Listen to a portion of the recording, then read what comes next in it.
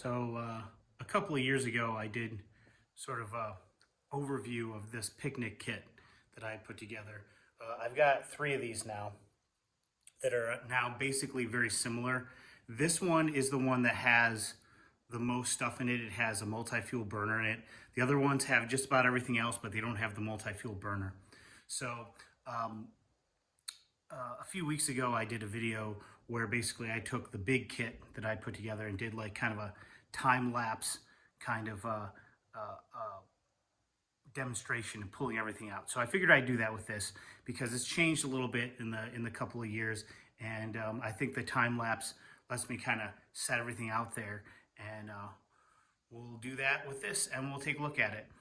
Things to point out on the outside. Okay, so I've removed one of the standard pouches that it comes with, and I've replaced it with this multicam. Is it a Blackhawk? I think it might be a Blackhawk bottle pouch, because one of the things I've done is I've added a water bottle and 2 of the bottle cups, because basically what this is now is a very complete service for 2, including all utensils and accoutrements. So basically, let's do that right now. Let me pull that out. I'll go into the high speed mode and we'll see if I can fit everything on this table. Thanks.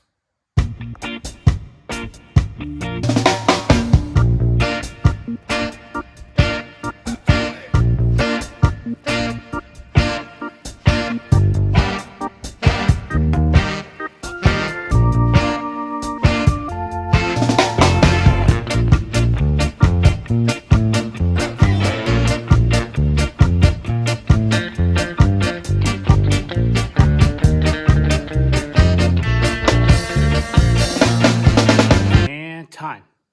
Okay, so let's have a quick little walk around here and take a look at all this stuff. Basically, starting over here, I've got a little one of these. It's a military surplus little wash basin. Okay, we got a bunch of utensils right here. A little whisk, a little mini cleaver as a kitchen knife, a steak knife, folding steak knife. Then a couple of sets of, this is a Yugo surplus, and then this is just an Amazon surplus fork, knife, and spoon set. I've got Emberlit Sprongs, and then one of these UCO, a little heavy on the utensils, a little spatula, another spatula, like a flipper, and then another set of little mini tongs, depending on the situation. We are kind of tong heavy now in this set. Let's talk about burners for a second. We've got the Spirit burner, okay, with simmering and winter attachment. We've got the knockoff gas burner. We've got a propane adapter for that, as well as a food service butane adapter for that. The big Mamma Jamma, the Primus Omni Fuel that I've adapted to this kit, okay. There's a fire steel here. We've got a bunch of fire making stuff here, lighters, spark light, a Zippo ferro rod, basically. Got some fuel, 16 ounces of denatured alcohol and 11 ounces of Coleman fuel. Okay, here's the pump for the Omni Fuel here. Right here we've got a hanger kit, so I could actually fly the Trangia, the base unit. If I could throw something over a branch or something and have something kind of at a convenient like countertop level. Okay, over here we got your basic Trangia stuff.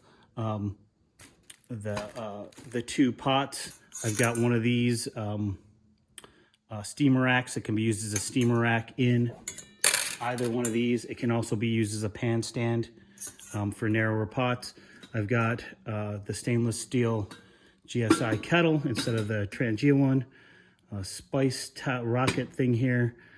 This was originally a GSI one, but the cap broke, and I found that the Walmart, the one that comes with the new Walmart thing, is compatible, so I just added a couple more cells onto there and took the Walmart cap.